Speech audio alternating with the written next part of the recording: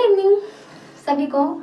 और अभी एक नोटिफिकेशन जारी हुआ है आरआरबी ग्रुप डी के लिए, यानी कि जो रेलवे है, रेलवे का ग्रुप डी की पोस्ट के लिए वैकेंसी आ चुकी है। इसकी जो नंबर ऑफ वैकेंसी की बात करें तो वह है 32,438 और इसका जो फॉर्म फिलअप है वो 23 जनवरी से स्टार्ट हो गया, यानी कि आज से फॉर्म फिल होना स्टार्ट हो गया है। इसकी जो लास्ट डेट है 24 फरवरी है।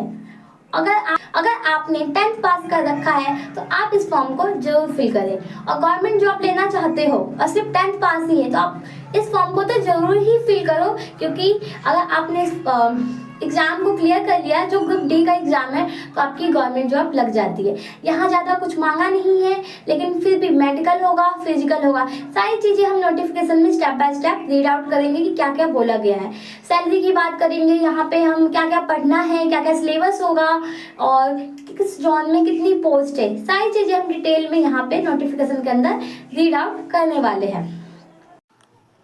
तो आप यहाँ पे देख सकते हो, ये नोटिफिकेशन है जो रिलीज हुआ है अभी, और यहाँ पे लिखा है, देखो 23 जनवरी से ये जो है फॉर्म फिल होना स्टार्ट हो गया है, यानी कि आज से ये फॉर्म फिल होना स्टार्ट हो गया है। और इसकी जो लास्ट डेट है वो कब है, 22 फरवरी, ठीक है। यानी कि जो 22 फरवरी है ना, उसके रात 11 बजे तक, मतलब 12 बजे से 1 मिनट पहले तक ये फॉर्म फिलअप होगा।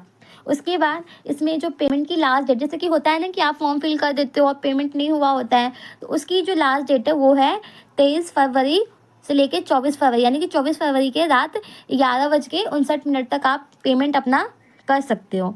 इस कुछ मिस्टेक हो गया आपके फॉर्म में तो उसका करेक्शन कैसे होगा, तो उसका टाइम पीरियड क्या रहने वाला है, तो उसका जो टाइम पीरियड होगा वो 25 फरवरी से लेके 6 मार्च तक है। यानी कि अगर आपने फॉर्म में कोई त्रुटि कर दी है, कुछ मिस्टेक कर दिया है, तो आप उसको इस डेट के अंदर वहाँ पे करेक्ट कर सकते हो, ठीक है।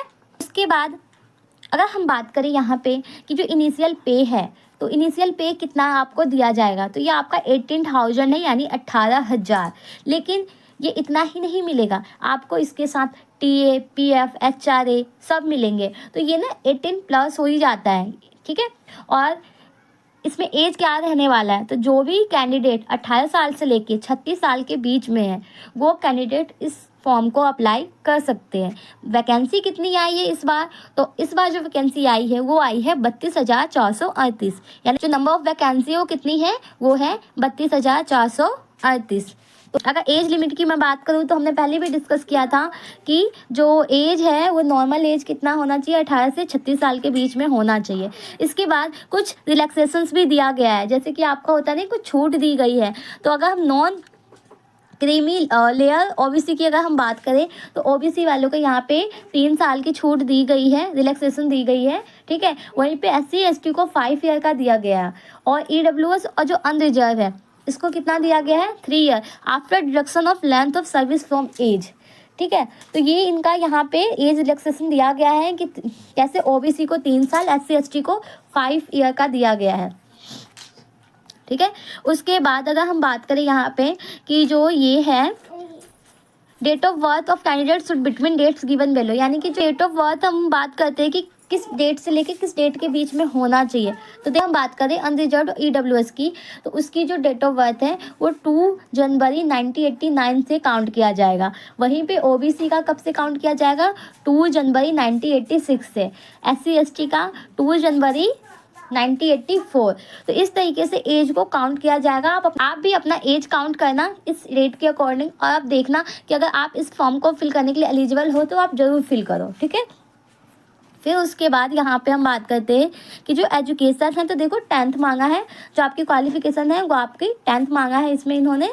और फीस जो है, एग्जामिनेशन फीस है वो कितना है, यहाँ जो आपकी फीस जाने वाली है, जितने भी स्टूडेंट्स हैं जो जनरल कैटेगरी के हैं, ठीक है, तो उनकी जो फीस जाएगी वो 500 जाएगी। लेकिन जैसे आप CBT क्लियर कर लेते हो ना, यानी कि आप अपना पेपर क्लियर कर लेते हो, तो क्या होता है आपके ना पैसे रिटर्न आते हैं। कितने पैसे रिटर्न आ जाएंगे, 400 रुपये आपके रिटर्न आ जाएंगे। यहाँ पे लिखा हुआ है साफ साफ, out of this fee 500 amount of 400 shall be refunded in the due course duly deducting bank charges as applicable on appearing in CBT। अगर आप CBT एग्जाम दे देते हो ना, तो आपका जो पैसा होगा वो 400 रुपये मिल जाएंगे। 100 जो रुपये होंगे वो कट जाएंगे। वहीं पे मैं बात करूँ जो फीमेल है, ट्रांसजेंडर, एक्स सर्विसमैन है, SC ST जो माइनॉरिटी कम्युनिटीज होते हैं ना, तो उनका जो फीस यहाँ पे जाएगा वो जाएगा 250 रुपये।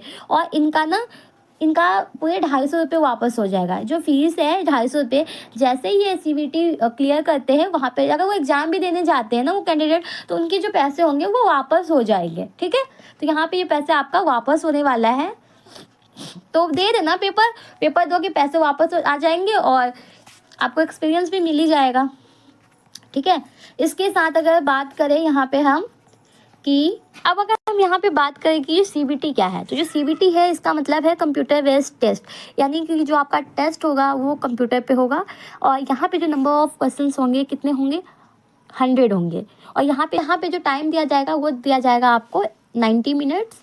और यहाँ पे आपके जनरल साइंस से क्वेश्चन पूछेंगे 25, मैथमेटिक्स से 25 और जनरल इंटेलिजेंस एंड रीजनिंग यानी रीजनिंग से पूछेंगे 30 क्वेश्चन। वहीं आपका GK और जो करंट अफेयर है ना, जनरल अवेयरनेस, वहाँ से पूछे जाएंगे 20। सबसे अच्छी बात यहाँ पे ये है कि यहाँ पे इंग्लिश से क्वेश्चंस नहीं पूछे जाएंगे।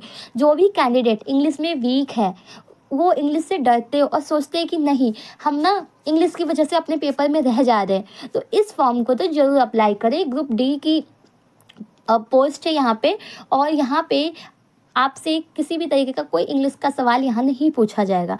जिन लोगों का मैथमेटिक्स अच्छा है और इंग्लिश कमज़ोर है तो वो कैंडिडेट जरूर अप्लाई करें इस फॉर्म को। ठीक, क्योंकि यहाँ आपका इंग्लिश से एक भी क्वेश्चन नहीं पूछा जाएगा। मैथमेटिक्स से 25 और जनरल साइंस से 25, वहीं पे रीजनिंग से 30 और करंट अफेयर और जो आपका जनरल अवेयरनेस है वहाँ से पूछे जाएंगे 20। और टाइम भी आपका ठीक है, 90 मिनट्स है। तो जो कैंडिडेट डरते हैं कि इंग्लिश तो आती नहीं है हम कैसे करें, तो यहाँ पे आप से इंग्लिश नहीं पूछा जाएगा। तो आप इस बात से डरे ना कि इंग्लिश की वजह से हम रह जाते हैं तो हम नहीं करेंगे, तो ऐसा नहीं है। यहाँ आपसे इंग्लिश के क्वेश्चंस, इंग्लिश जो सब्जेक्ट है वहाँ से एक भी क्वेश्चंस नहीं पूछे जाएंगे। Got it.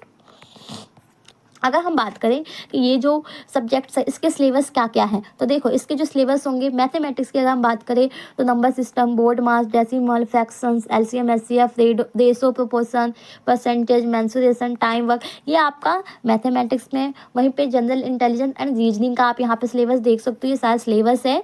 ठीक है, और उसके बाद ये देखो जनरल साइंस से क्या पूछा जा रहा है, फिजिक्स, केमिस्ट्री एंड जो भी 10th स्टैंडर्ड के साइंस है ना वहीं से क्वेश्चन यहाँ पे पूछा जाएगा। एक चीज़ और, ये जो आपका जो मैथ्स है ना ये भी आपका 10th स्टैंडर्ड का ही है। जो 10th क्लास में आप पढ़ते हो ना उसी को थोड़ा यहाँ पे अच्छे से पढ़ना, डीप में पढ़ना।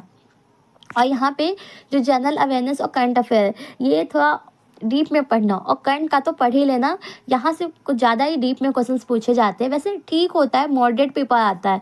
ठीक है, तो इस चीज़ को कर लेना। उसके बाद अगर हम बात करें कि जो CBT पेपर होगा उसके बाद और क्या क्या हमारे टेस्ट होंगे, तो यहाँ जो आपका टेस्ट होने वाला है एक फिजिकल टेस्ट होगा। ठीक, फिजिकल टेस्ट फीमेल और मेल के लिए दोनों अलग अलग है। अगर हम मेल कैंडिडेट्स के लिए बात करें तो वहाँ पे आपको 35 kg कोई भी चीज़ दे देंगे वो आपको कैरी करना होगा, उसका जो वेट होगा वो 35 kg होगा। ठीक है, तो वो 35 kg वेट आपको कैरी करना होगा।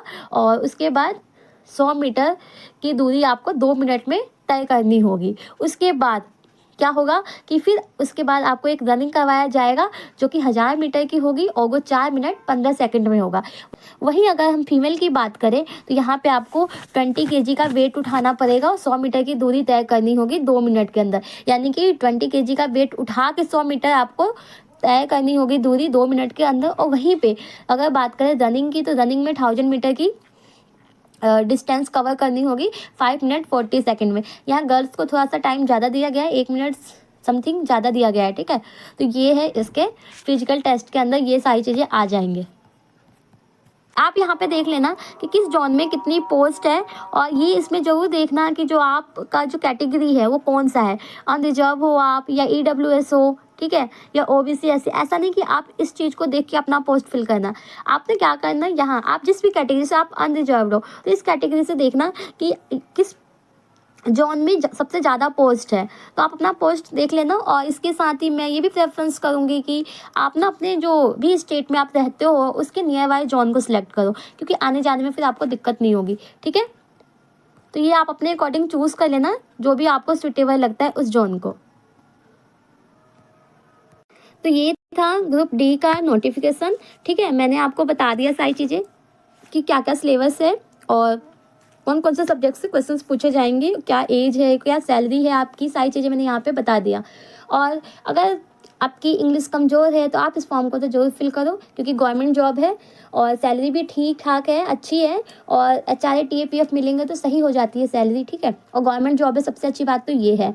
तो आप इस फॉर्म को ज़रूर फिल करो। जो भी कैंडिडेट 10th पास है और किसी जॉब की तलाश में है तो इस फॉर्म को ज़रूर फिल करें। Thank you.